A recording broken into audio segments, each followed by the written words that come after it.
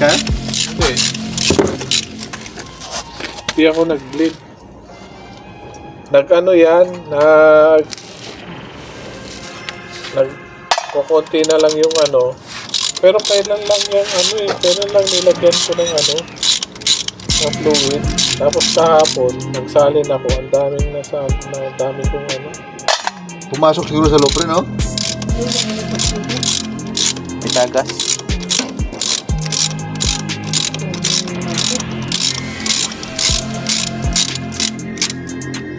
Maubos ang fluid dito pag binaktas ko. Hindi naipitan ko eh.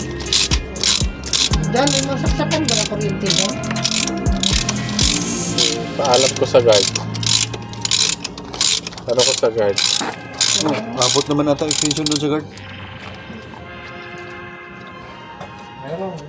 Tingnan mo kung may outlet dyan. Ayan o.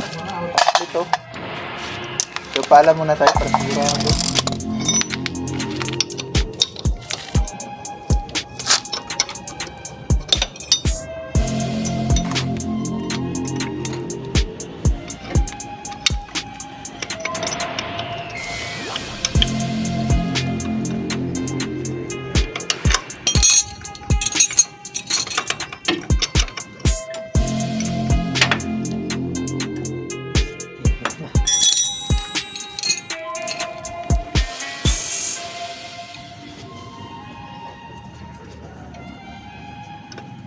Lalantay natin ito ng dati.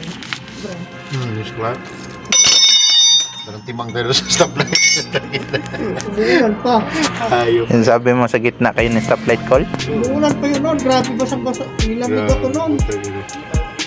Parang naalala ko, kininto mo na yun, Col Jonathan. Sa gitna pa talaga kami. Stoplight doon sa Parang basang sisyo daw kayo, sabi mo eh. Dalawa lang kayo nun, Col. Oh. Kasalbat mo eh. Pa talaga sa may stoplight ba? Galing tumiming pala. Biglang dapat na sira. Non.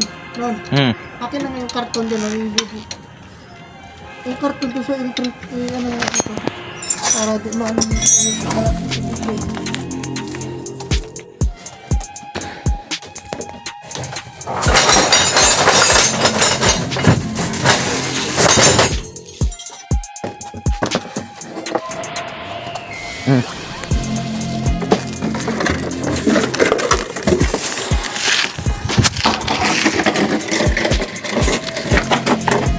Slip well.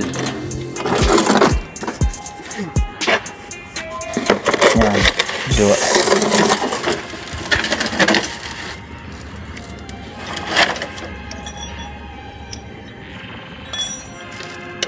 mga choice. Kaya nito. Ubus ang fluid.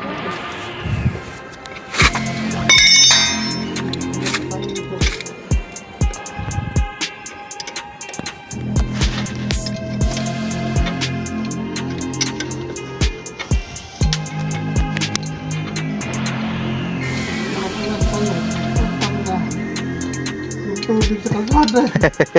Salon nyo, Col. Rex, ayun dito na lang.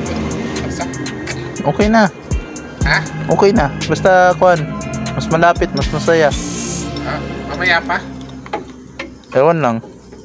Ngayon na ba, Col? O mamaya pa? Mamaya na. Maya. Non. Ay nga lang kung sawad na may buti ba dyan, ano?